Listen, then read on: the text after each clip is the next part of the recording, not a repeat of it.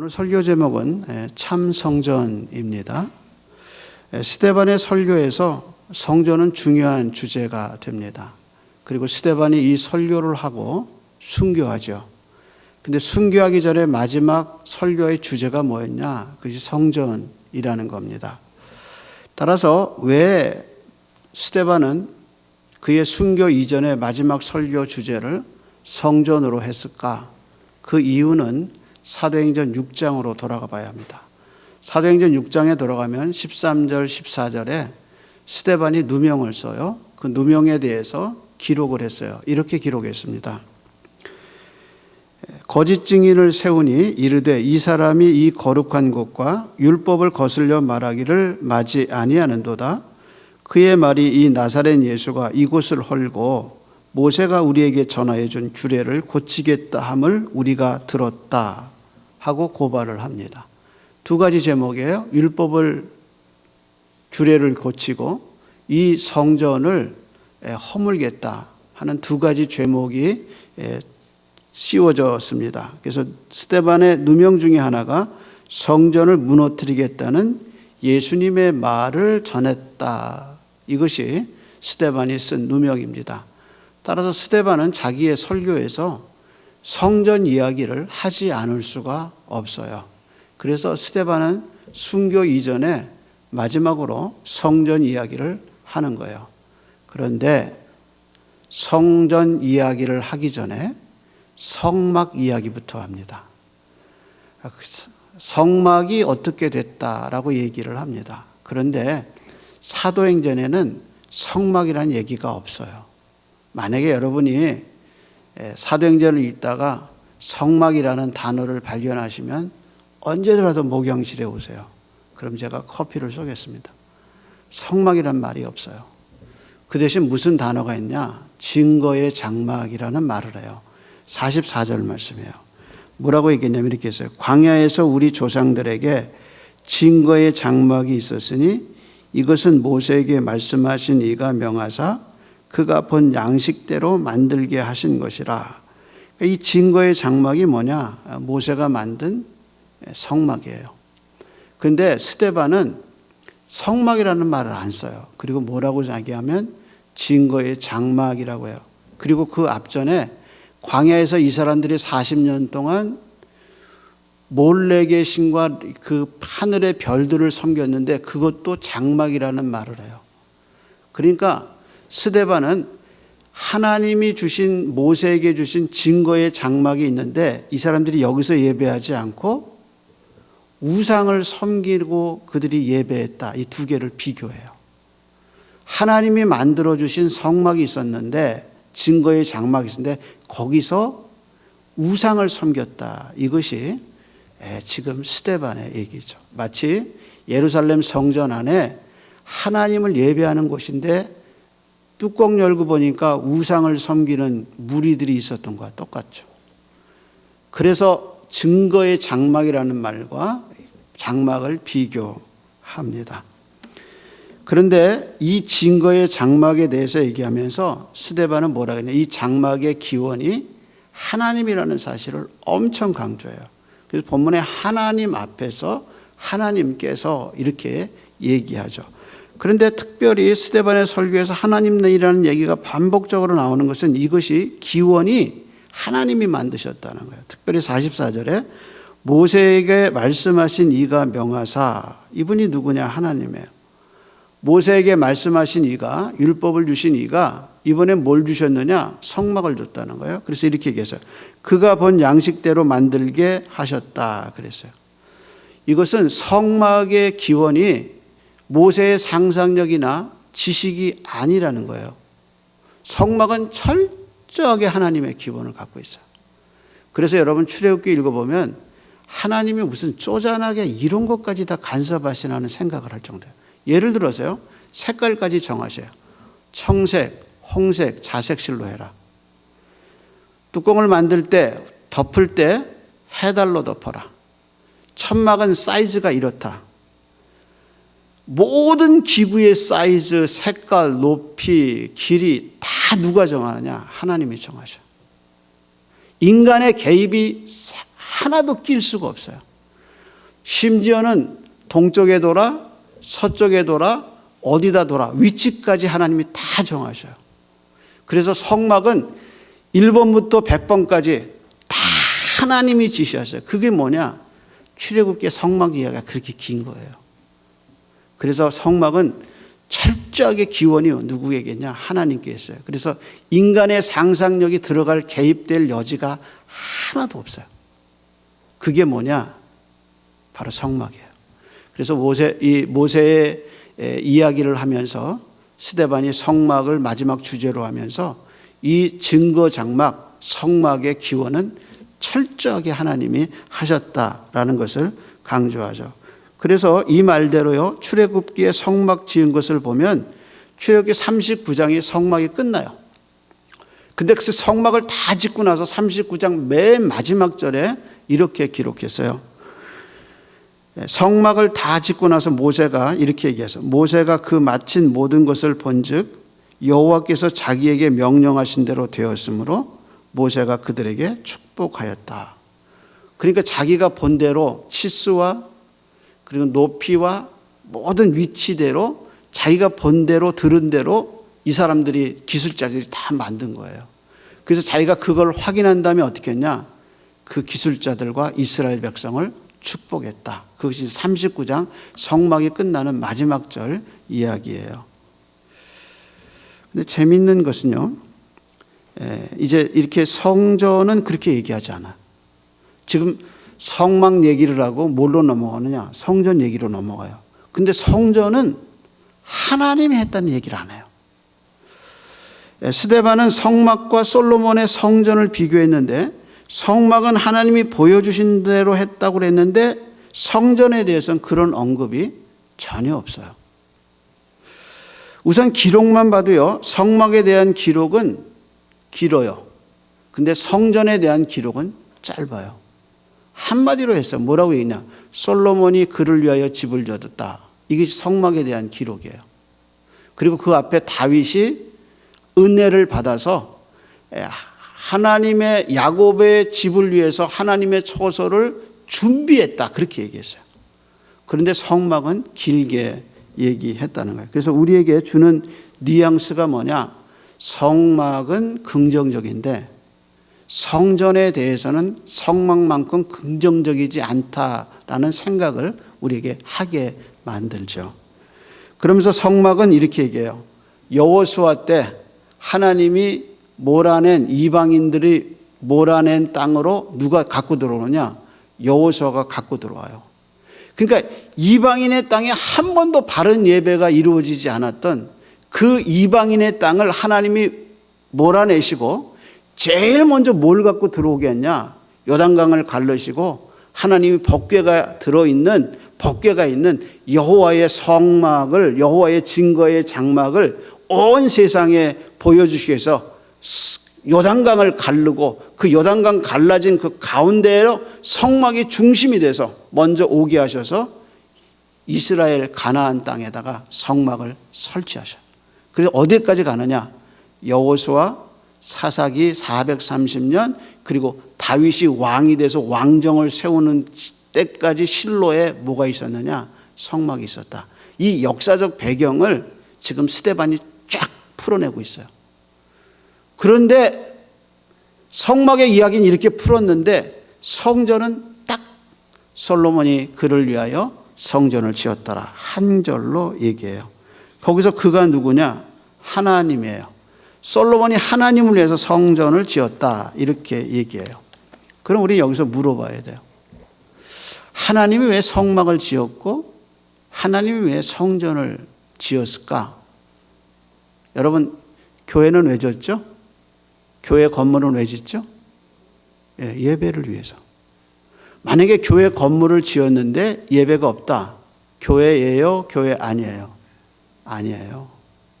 그래서 교회의 첫 번째 표식은 바른 말씀의 선포에 있어요. 하나님의 바른 말씀이 선포돼야 그것이 교회예요. 건물이 크다, 건물이 작다, 지하에 있느냐, 지상에 있느냐, 몇 층짜리냐 아무 관계없어요.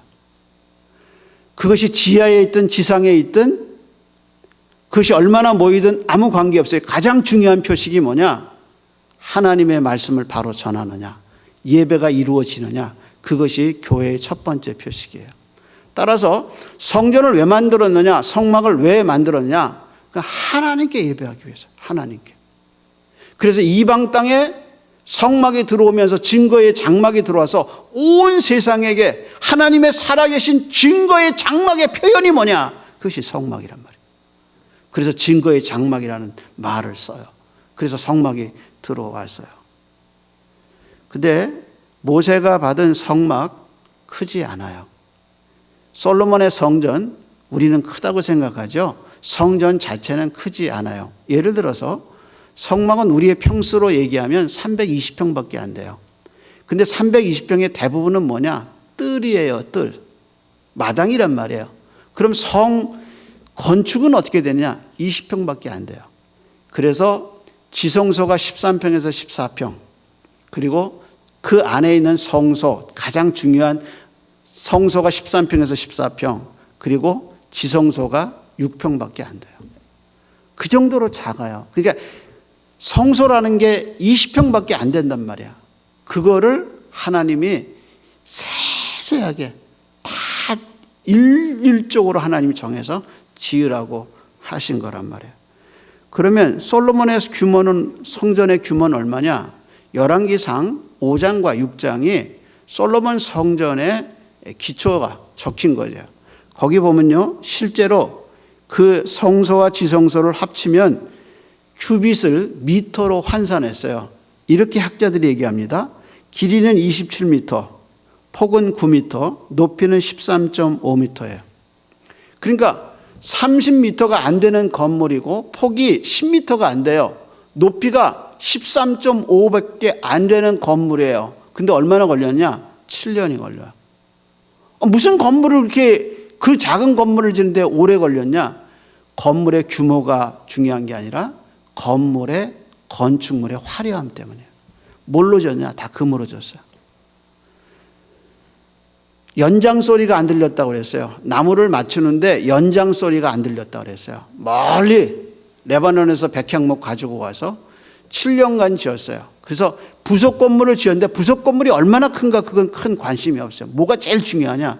성소가 제일 중요한 거예요. 그거는 27m, 13.5, 폭 9m밖에 안 되는 건물인데 7년까지 지은 이유가 뭐냐? 규모가 아니라 화려함 때문에. 온통 금으로 졌어요. 그것이 특성이에요. 그러다가 그 성전이 350년이 지난 다음에 바빌론 왕에 의해서 무너졌어요. 그렇다면 지금 스데반이 설교하고 있는 이 성전은 누가 지었느냐? 헤롯 대왕이 지었어요. 그런데 헤롯은요, 이 사람은 반반 섞인 사람이에요. 이방인과 유대인의 피가 섞였어요. 그렇기 때문에 컴플렉스가 있어요. 그래서 유대인들이 항상 왕을 가르칠 때 저건 온전한 유대인이 아니다, 순전하지 않다는 것을 커버하기 위해서 성전을 엄청 크게 줬어요. 그래서 솔로몬의 성전에 비교할 정도로 규모를 크게 했어요. 그래서 성전을 솔로몬이 짓고요, 스룹바벨이 짓고 그 다음에 헤롯이 져요. 스룹바벨의 성전은 너무 보라할 것이 없었어요. 그런데 이 성전 중에 가장 큰 규모를 자랑하는 게 어디냐? 그것이 바로 헤롯 대왕이에요. 그래서 이 거대한 성전을 져놓고 유대인들의 생각이 어떻게 바뀌기 시작했냐? 유대 랍비들의 생각이 어떻게 바뀌기 시작했냐? 하나님이 이 성전 안에 계시다고 믿기 시작하고 그것을 가르치기 시작했어요. 그래서 하나님이 이 성전에 계셔서 이 세상 어떤 땅보다 거룩한 땅이 어디냐? 예루살렘 성이고, 예루살렘 성 중에서 가장 고귀한 데가 어디냐? 예루살렘 성전이다. 그 성전 중에서 가장 고귀한 자리가 어디냐? 지성소다.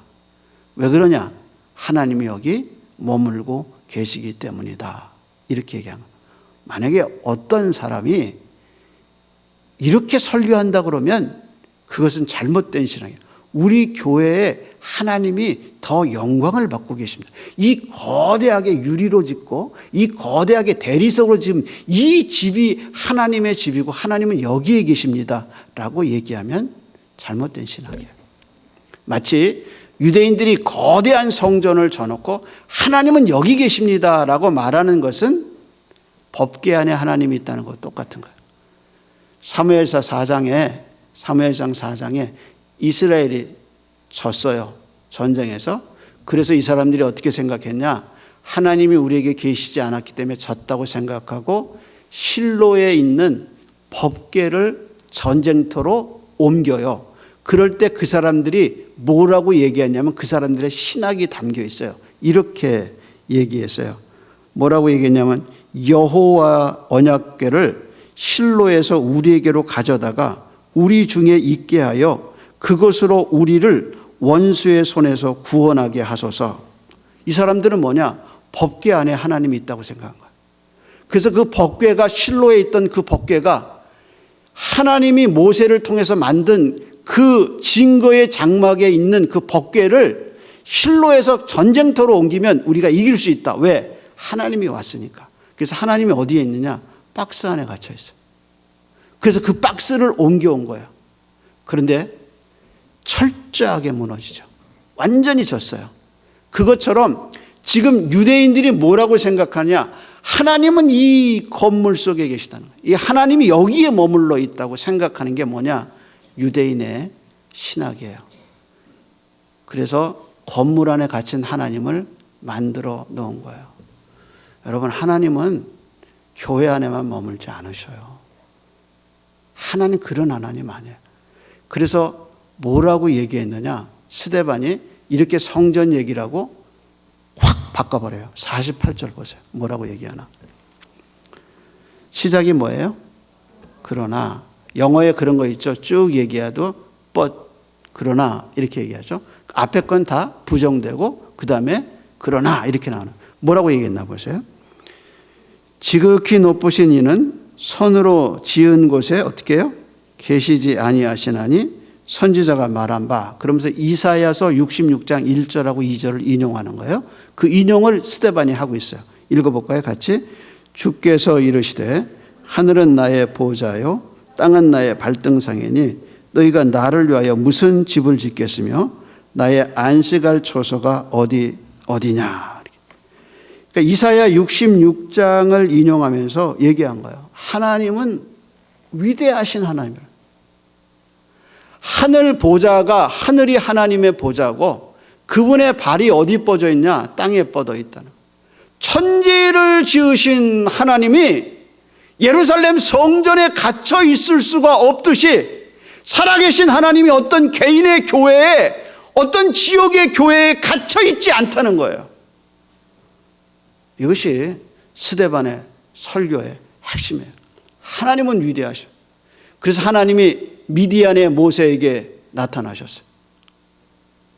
갈대아 우르에 있던 하란에 있던 아브라함에게 나타나셨어요. 이 사람들이 이방 땅은 짐승의 땅이요 죽음의 땅이라고 얘기했던 그 이방 땅에 살아계신 하나님이 나타나셔서 자신의 모습을 보여주셨다는 거예요.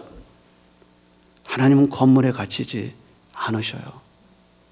따라서 누군가 우리 교회에 하나님이 계십니다라고 얘기하는 것은 잘못된 신학일 수 있어요.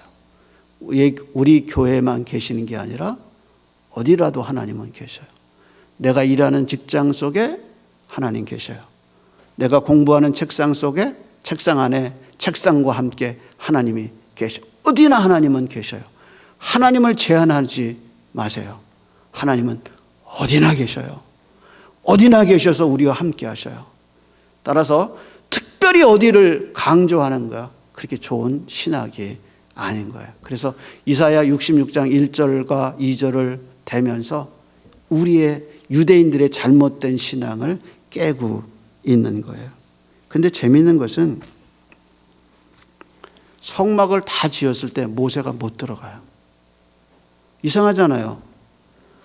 39장에 여호와께서 말씀하신 대로 다 된 걸 보고 백성을 축복하고 기술자들을 축복했는데 40장에 가면 그 성막 위에 하나님의 구름 기둥과 불 기둥이 임하고 구름이 빽빽하게 임했다 그랬어요. 이게 구름이 임했다는 말이 여호와의 임재를 상징하는 단어인데 그 성막에 누가 못 들어가느냐? 모세가 못 들어가요.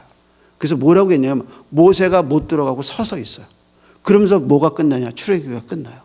그래서 출애굽기 마지막을 읽으면서 우리는 그런 생각, 모세가 못 들어가?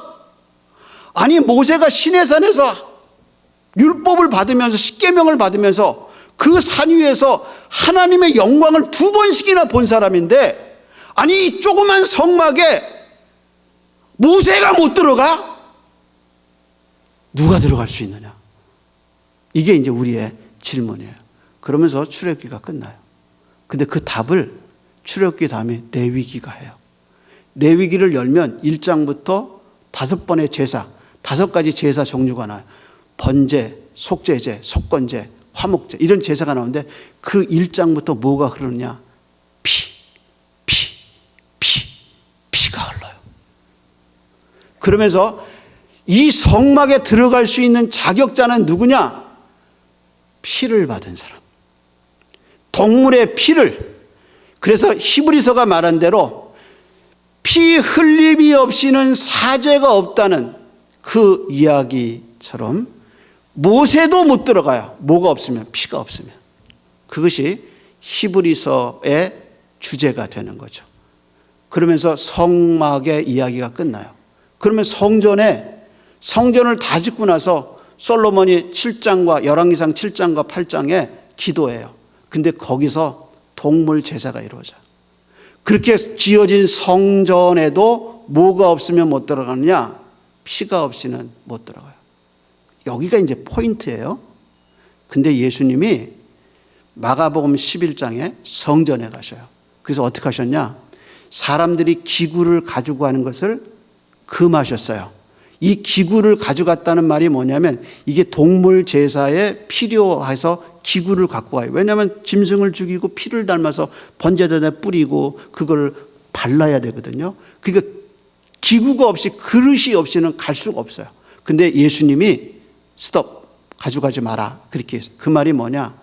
더 이상 이 성전에 동물 제사가 필요 없다는 거예요. 그리고 예수님이 요한복음 2장에 뭐라고 하셨냐? 이 성전을 홀라 내가 3일 만에 다시 세우리라. 그리고 요한이 친절하게 그것이 무엇이냐? 예수님이 자기 육체를 가리킴이라 그랬어요. 따라서 성막, 성전, 교회, 이것은 힘이 없어요. 뭐가 있어야 되느냐? 피가 있어야 돼. 근데 그 피를 누가 흘리셨냐? 예수님이 십자가에서 흘리시고 예수님의 육체가 휘장이 되셔요. 그래서 십자가에 죽으실 때 성막의 휘장이 찢어져. 그 찢어진 것을 히브리 저자가 뭐라고 그러냐? 예수님의 육체라고 얘기했어요. 그러니까 부활하신 예수님, 십자가에서 죽으신 예수 그리스도의 육체가 성전이 돼서 동양인과 서양인과 모든 사람이 예수 그리스도를 통해서 살아계신 하나님께 나갈 수 있는 온전한 길이 인류에게 열려진 것이란 말이에요. 그분이 누구냐? 예수 그리스도예요. 그래서 요한복음 14장 6절에 예수님 선언하셨어요. 내가 진실로 진실로 너희에게 이르노니 내가 곧 길이요 진리요 생명이니 나로 말미암지 않고는 하나님께로 나갈 자가 없느니라고 얘기하셨어요. 그게 예수 그리스도가 참 성전이 되신 거예요. 따라서 교회 안에 예수 그리스도의 복음이 없다면, 예수님의 말씀이 선포되지 않는다면 그건 교회가 아닌 거죠. 따라서 성가대가 얼마나 화려한가, 누가 예배에 나오는가, 이 교회의 규모가 얼마나 되는가, 다 헛된 겁니다. 진짜는 복음이 있느냐, 예수 그리스도가 그 안에 계시느냐, 그것이 생명입니다. 따라서 세상적 관점을 버리셔야 합니다. 지하교회라도 예수 그리스도가 살아계셔서 예배가 그 안에서 거행되고, 농촌의 교회라도 저 멀리 해외 이민교회 아무도 없는 그 유학생들 가운데 교회 예배가 행해져도 살아계신 예수 그리스도가 그 안에 계시다면 그것이 참 성전입니다. 우리의 초점을 예수 그리스도에게 두시는 아침이 되시기를 소원합니다. 기도하겠습니다. 하나님, 가짜에 빠지지 않게 하소서. 진리가 아닌 것에 배부르지 않게 하시고 참 진리이신 예수님에게 초점을 두는 저희가 되게 해 주셔서 우리의 신앙생활이 종교생활 되지 아니하고 참 신앙이 되는 법은 우리의 초점이 그리스도에게 있을 때인 줄로 믿습니다. 모두 예수 그리스도의 그 능력과 그분에게서 오는 은혜를 경험하고 주 예수 그리스도로 평강과 은혜를 누리는 한 주가 되게, 우리의 눈을 예수 그리스도에게 고정하는 한 주가 되게 붙잡아 주시옵소서. 이제는 우리 주님 예수 그리스도의 은혜와 당신의 아들을 우리의 생명으로 보내주신 하나님 아버지의 그 크신 사랑과 예수의 능력을 믿을 수 있도록 믿음을 주시는 성령 하나님의 은혜가 오늘도 엎드려 예배한 온 성도들의 심령 속에 이제로부터 영원토록 함께 있을지어다. 아멘.